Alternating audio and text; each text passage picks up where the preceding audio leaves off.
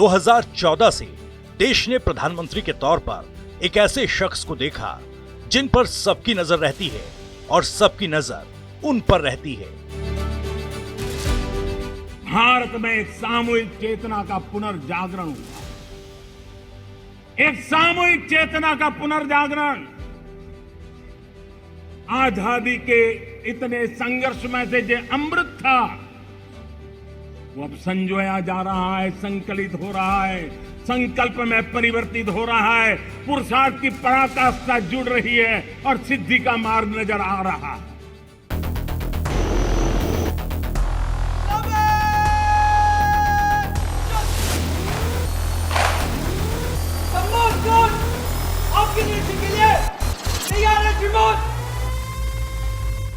देश की राजनीति में विकास को सियासी मंत्र बताने और बनाने वाले प्रधानमंत्री मोदी ने मंगलयान से लेकर आईएनएस विक्रांत के स्वदेशी निर्माण तक हर कदम पर भारत को आत्मनिर्भर बनाने की अगुवाई की।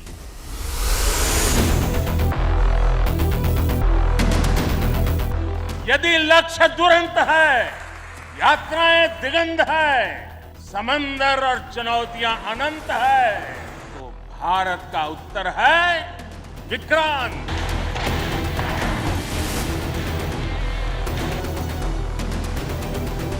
विक्रांत विशाल है, विराट है, विहंगम है। विक्रांत विशिष्ट है, विक्रांत विशेष भी है।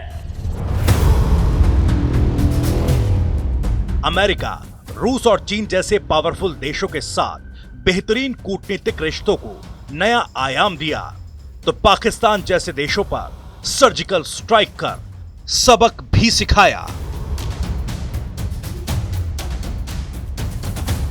ये हमारा सिद्धांत है, हम घर में घुस के मारेंगे।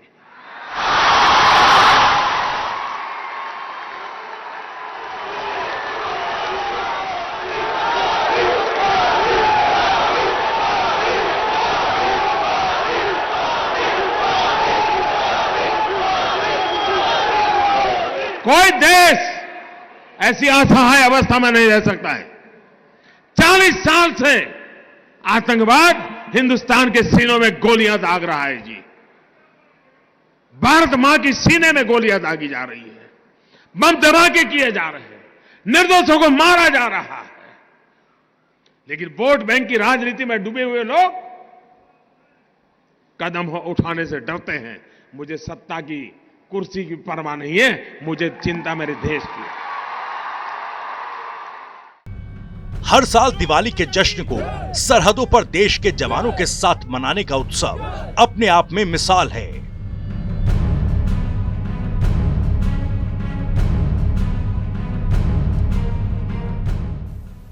आप सभी के बीच आना,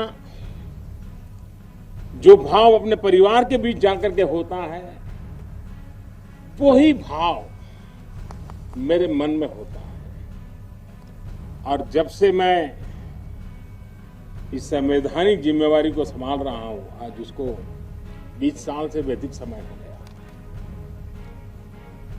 बहुत लंबे अरसे तक मुझे देशवासियों ने इस प्रकार की सेवा का मौका दिया। पहले गुजरात वालों ने दिया, देशवासियों ने दिया। प्रधानमंत्री मोदी जब बच्चों से मिलते हैं तो सारा मंजर बचपन की एक अलग ही तस्वीर पेश करता है।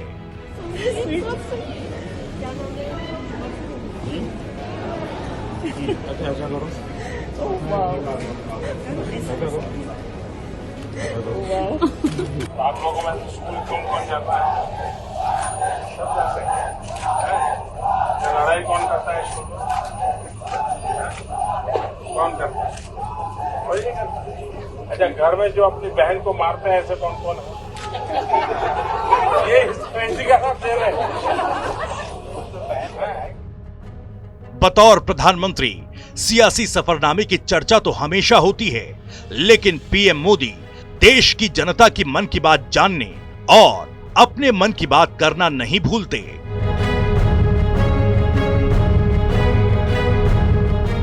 हमने देश की सामूहिक शक्ति के दर्शन किए हैं, एक चेतना की अनुभूति हुई है।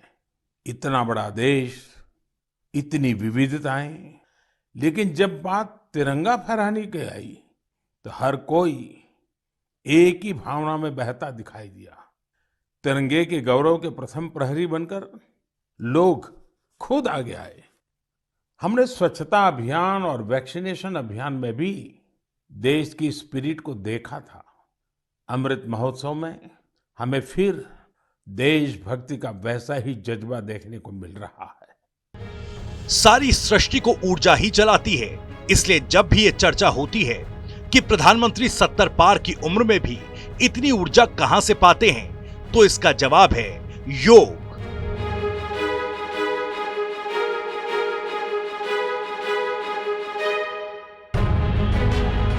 प्रधानमंत्री मोदी ने 21 जून की तारीख को विश्व में योग दिवस के तौर पर सक्रिय तरीके से स्थापित करने में अहम भूमिका निभाई है। हमारे पूर्वजों ने हमें जो विरासत दी है, इस विरासत की ताकत क्या है, इस विरासत की पहचान क्या है, इसका परिचय करवाते हैं। कभी कभी लोग इसको समझने में उनकी क्षमता की कमी के कारण पूरी तरह समझ नहीं पाते। कभी कभी लोगों को लगता है योगा से क्या मिलेगा। ये पूरा विज्ञान लेने पाने के लिए है ही नहीं। योग क्या मिलेगा इसके लिए नहीं है। योग मैं क्या छोड़ पाऊंगा, मैं क्या दे पाऊंगा, मैं किन किन चीजों से मुक्त हो पाऊंगा, ये मुक्ति का मार्ग है, पाने का मार्ग नहीं है। लोक कलाओं के रंगों में सराबोर होकर स्थानीय संस्कृति में घुलने वाले प्रधानमंत्री, डिजाइनर पगड़ी से लेकर मोदी जैकेट को मशहूर करने वाले प्रधानमंत्री, देश को 5 ट्रिलियन वाली अर्थव्यवस्था बनाने का आर्थिक मोर्चा हो या हर बड़े मौके पर मां के चरणों में शीश झुकाने की परंपरा, प्रधानमंत्री मोदी ने अपने सामाजिक जीवन में संस्कार, संस्कृति, राष्ट्र के प्रति समर्पण, संघर्ष और देश हित की सियासत को सदा सिरमौर किया।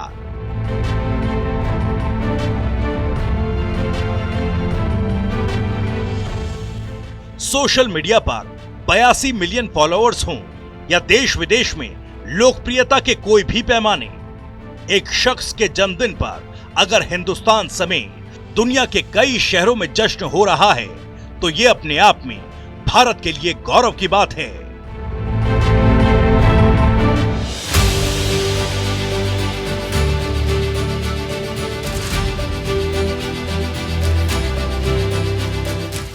ये हमारा तिरंगा आन बान शान के साथ लहरा रहा है।